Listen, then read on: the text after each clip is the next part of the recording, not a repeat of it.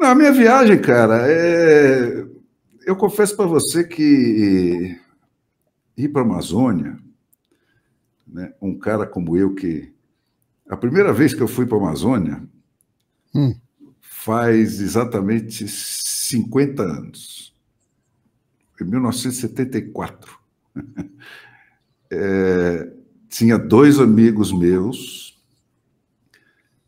um que era fazendeiro, morava no Pantanal, passou a vida inteira lá e tudo, e outro aqui de São Paulo que abriram a primeira dessas pousadas de pesca, de esportes de natureza no Brasil. Nunca tinha ouvido falar disso.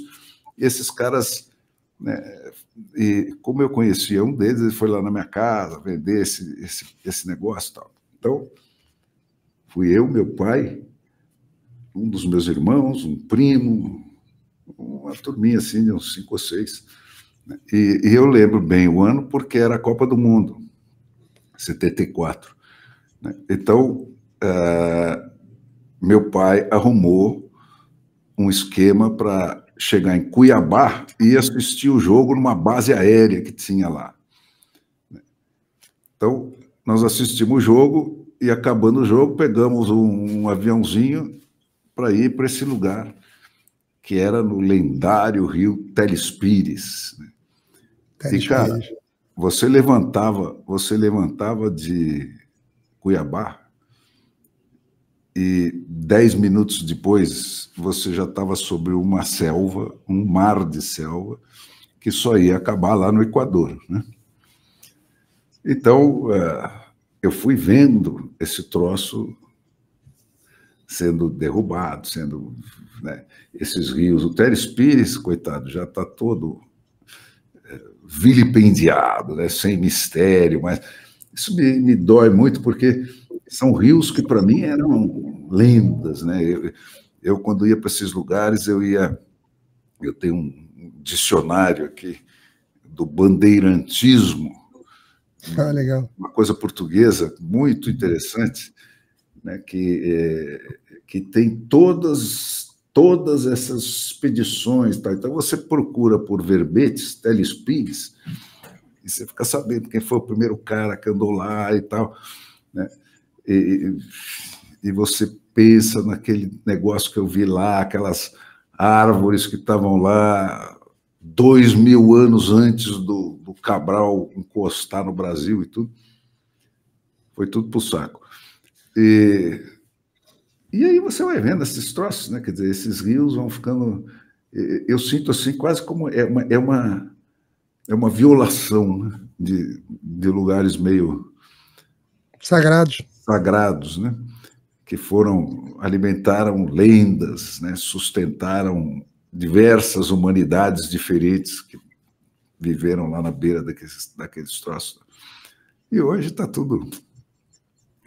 Então, tem um pouco essa conotação negativa, que me dá muita pena, porque a gente está, enfim, não que eu tenha, né, qualquer ilusão de que você resolve esse tipo de problema com romantismo, né, e com poesia. Nós estamos num mundo que é economicamente determinado.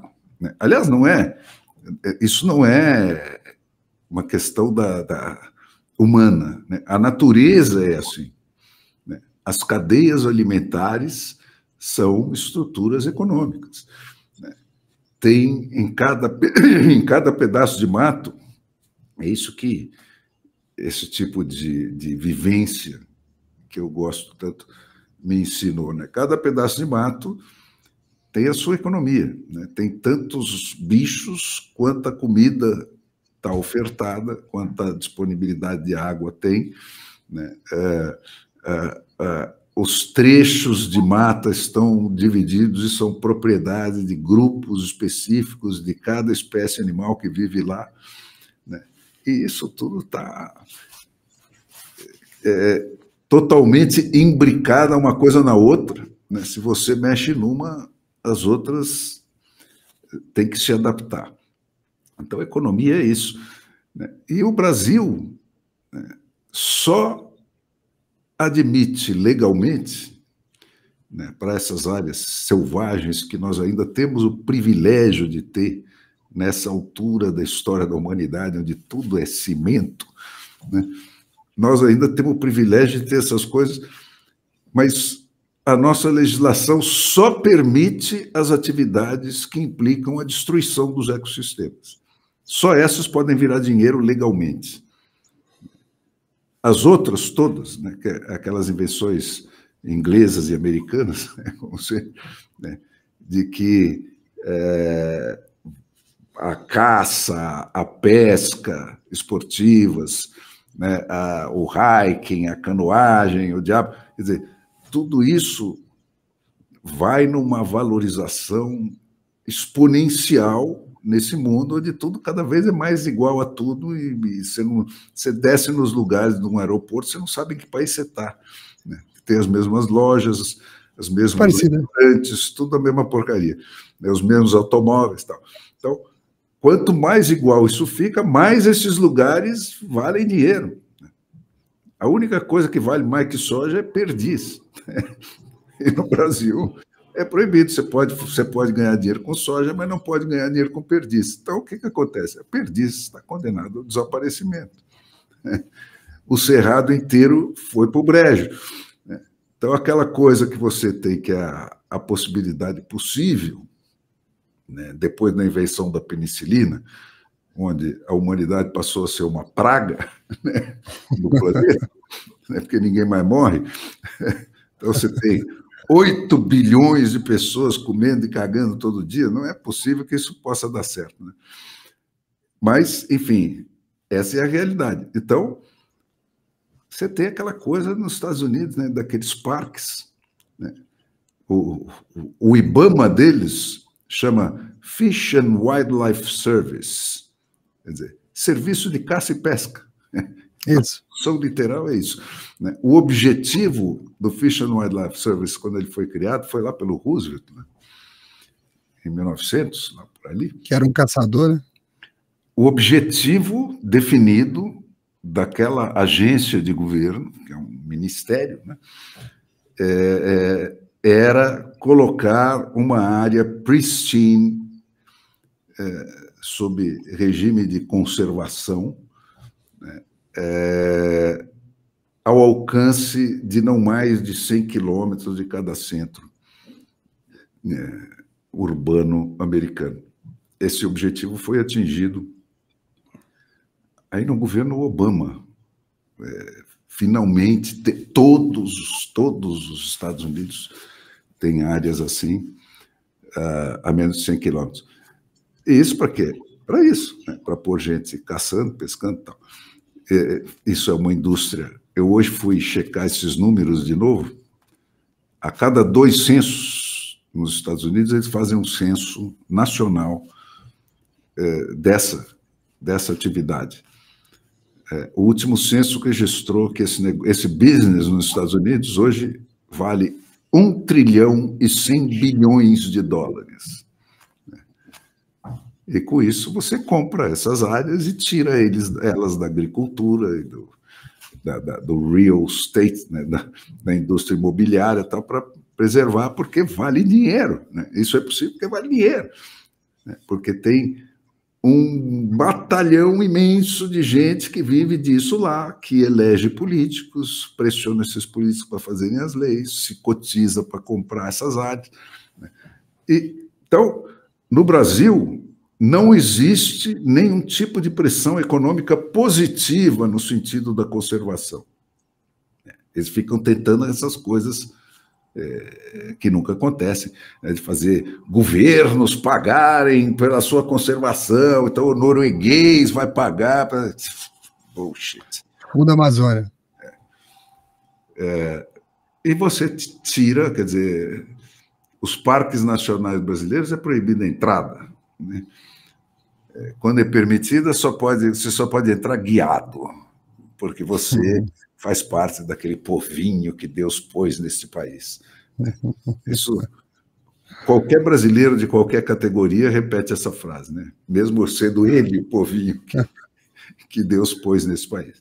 Então, você só faz merda, então você tem que ter uma página do governo, né, que é essa entidade impoluta que a gente está testemunhando todo dia a boa intenção deles, né, em tudo, né, para vigiar você. Então, você sai lá para fazer um passeiozinho, vamos fazer trilha, né? Vai aquele bando de carinha fazer uma andadinha no mato, tem que ter um chefinho do governo junto com eles, né, para dizer o que ele pode, o que ele não pode. Tutelado. No resto do mundo, né, os caras vão pescar, caçar, acampa com a namorada e tal. O cara que acampou num lugar com a namorada, não sei o quê, aquele lugar fica dele para sempre, tá certo? É um amor inesquecível, tal. Então, é outra relação, né? E esses caras é que seguram o meio ambiente. Não é a polícia mal paga, o guarda florestal que ganha uma porcaria, né, e que vai ser subornado, né, porque, cara, quando você decreta uma área no Brasil parque, você está condenando toda a população que mora naquele lugar, em volta daquele lugar, à miséria. Não pode fazer mais nada lá. Não pode, nenhuma atividade. Nenhuma atividade. Então, em todo lugar do mundo, aquilo, o cara vira o quê? Porra, o cara vira um guia, vira um cara que vende uma pousada, que, né, vende uma atividade, facilita uma atividade, mantém trilhas, faz isso aqui.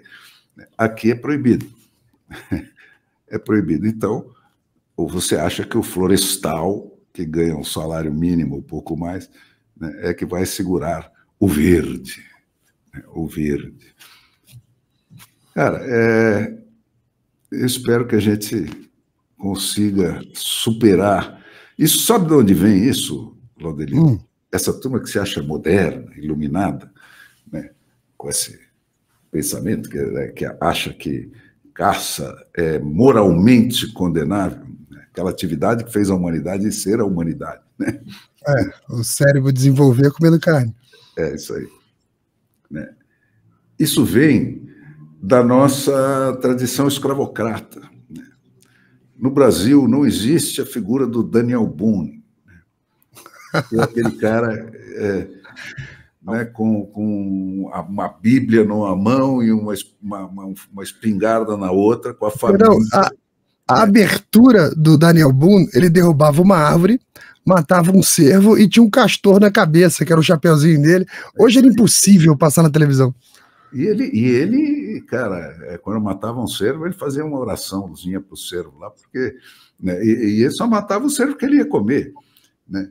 E ele morou lá, né, viveu do mato. Então, essa relação no Brasil não existe, porque aqui você só tinha 13 proprietários. Lá, o cara podia fazer isso porque, pela primeira vez na história da humanidade, né, essa invenção chamada democracia, né, tinha aberto a possibilidade de um cara que nasceu sem terra ter terra.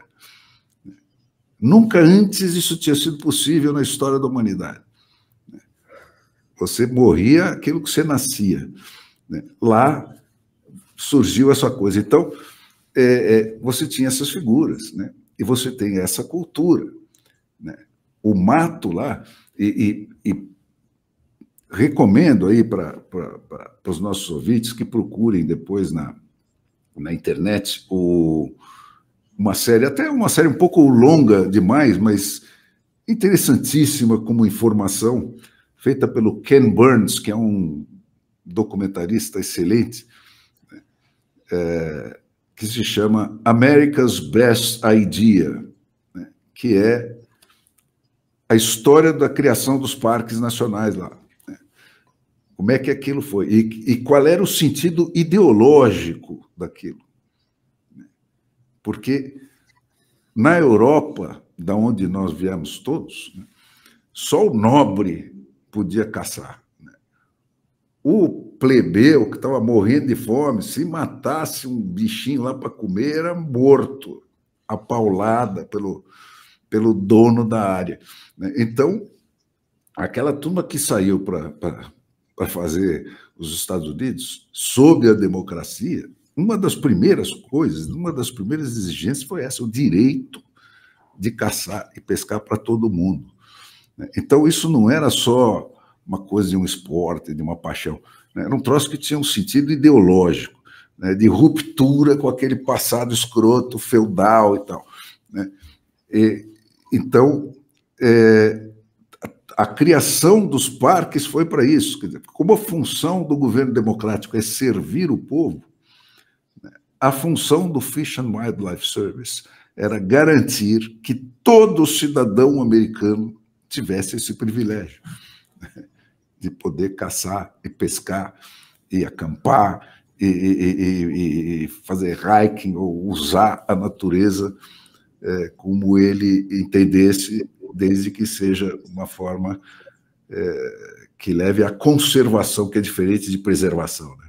Preservação é aquela coisa de sujeito que não se recusa a enxergar a realidade. Né? Vamos manter o índio pelos próximos 50 milhões de anos e tal. Não, velho. Conservação é uma coisa diferente. Conservação é você usar sem depredar. Né? Que proporciona o quê? Você vê o que viraram os parques americanos. Para você liberar uma temporada de caça nos Estados Unidos, você tem que fazer um censo de cada área. Quantos bichos de cada espécie tem na safra daquele ano.